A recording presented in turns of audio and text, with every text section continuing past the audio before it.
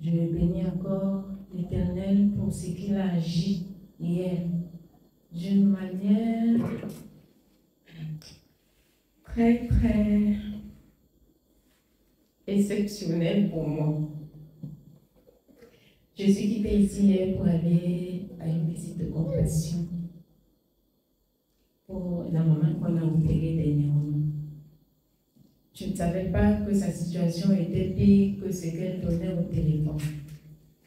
C'est quand j'arrive là-bas, je suis arrivée sans les avertir, parce que c'est ce que j'ai senti dans mon cœur.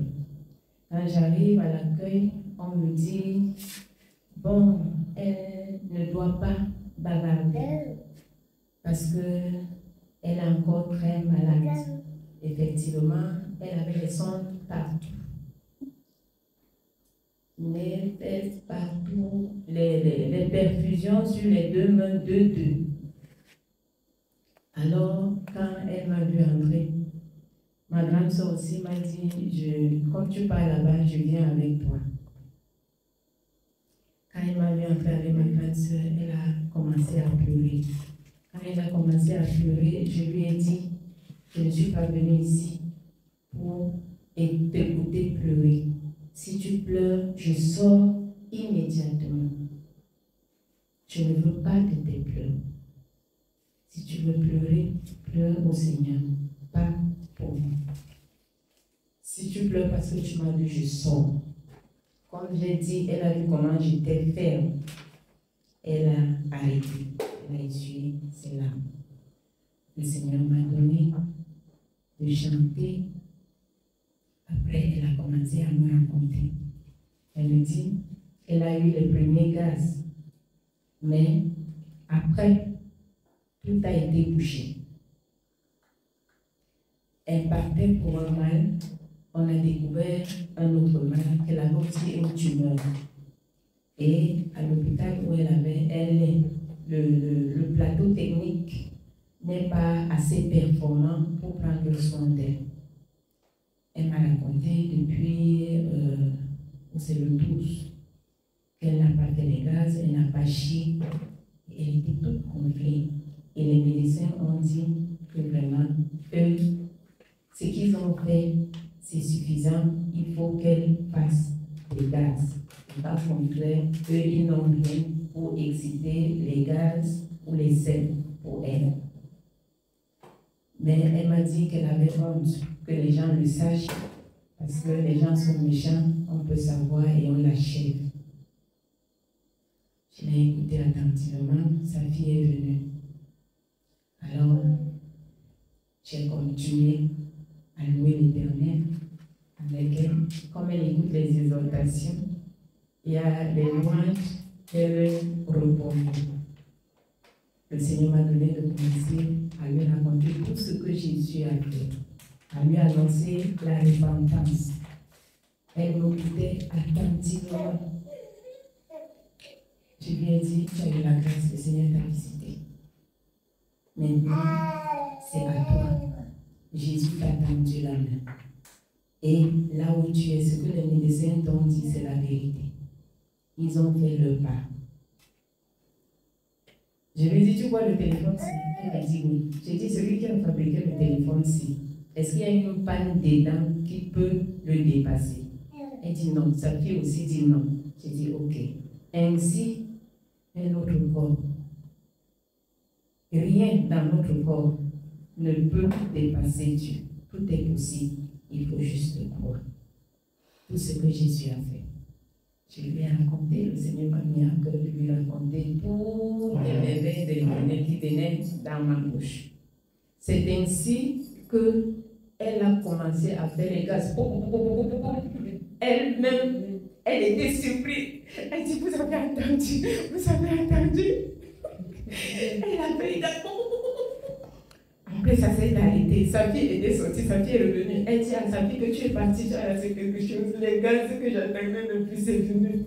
Après, sa fille me dit, on a appelé les pasteurs. Elle me dit qu'il y a un pasteur qui est passé il y a quelques jours. Il a béni l'eau, lui a donné, elle a bu, mais au lieu de faire les gaz et les sels, elle a plutôt vomi. Et les médecins m'ont dit qu'on ne lui met plus rien dans la bouche, que des perfusions. Quelque temps après, le docteur est venu avec les infirmières. Elle leur raconte que voici ce que le Seigneur vient de faire pour moi. Les gaz sont sortis. Le docteur dit que, ah bon, les gaz, là, c'est venu. Vous avez entendu, il y avait une autre malade, parce qu'elle est dans une chambre de Dieu. La malade l'a dit oui, le Seigneur est tout puissant. Alors, le docteur se retourne vers moi. Il me dit, si je n'entends de moi-même, je ne vais pas y croire. Il a commencé à taper son ventre et son ventre était devenu souple. Alors, l'infirmière a commencé à rire. J'ai dit, non, il n'y a pas de problème. Docteur, vous avez parfaitement raison. Thomas a dit au Seigneur, si je le touche, si je le vois.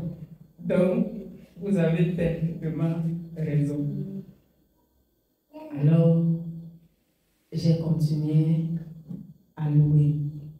Sa fille était là, à lui raconter les merveilles de Dieu. Elle écoutait, elle écoutait. Entre-temps, ma grande sœur ne faisait que dire que, oh, moi je suis trop fatiguée, il faut que j'aille me reposer. Elle a foi, Dieu est miséricordieux, dans 2 jours tu vas chier. Tu vas même chier la diarrhée.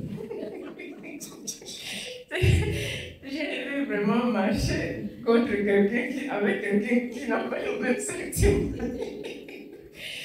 Alors, le Seigneur m'a donné de chanter à toi la gloire. Alors, quand j'ai chanté, sa fille était là. Elle a encore fait les gaz. Les gaz sont sortis.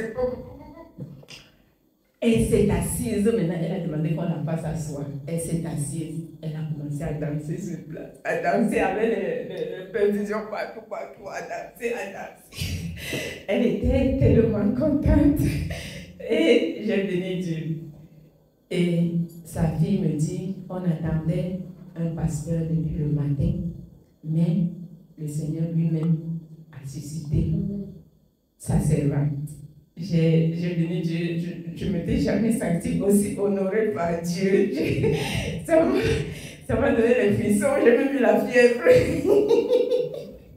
J'ai eu la fièvre quand je sortais de là, parce que je n'avais jamais expérimenté ça comme ça là, devant les gens et tout et tout. Après, elle me dit, ce que Dieu a fait pour moi, pardon, prie pour l'autre malade qui est là-bas. J'ai dit, hey, c'est toi qui me demandais de prier pour elle. Elle a entendu tout ce que j'ai dit. Et cette malade-là a fait un geste qui m'a donné de la recommander au Seigneur. Quand je suis entrée, elle était assise sur la chaise. Quand j'ai commencé à annoncer la parole, elle a quitté sa chaise. Elle m'a dit, voici, tu peux aussi t'asseoir. Elle est allée se coucher sur son lit pour commencer maintenant à m'écouter. Rien que pour ça, j'ai demandé au Seigneur d'avoir miséricorde pour elle. Et je lui ai dit, ce n'est pas toi qui me dis de prier, c'est j'écoute ce que Dieu me demande de faire. Elle a écouté avec nous, elle a chanté avec nous. Que les grâces et les bénédictions de l'Éternel nous soient en partage. Et j'ai béni Dieu. Mon cœur était plein de reconnaissance. En sortant de cet hôpital, j'étais loin d'imaginer que Dieu allait agir de cette manière.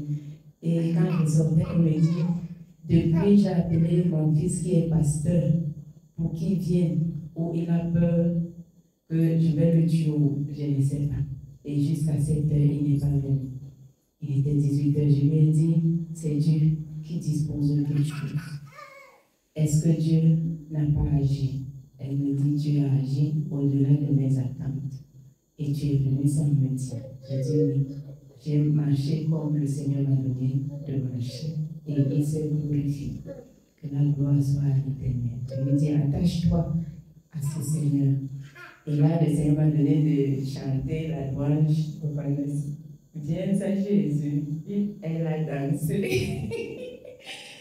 Je dis que Dieu soit béni. Le Seigneur est vivant. C'est mon témoignage. Le Seigneur m'a beaucoup honoré hier. Je lui rends grâce pour sa parole qui s'accomplit tous les jours.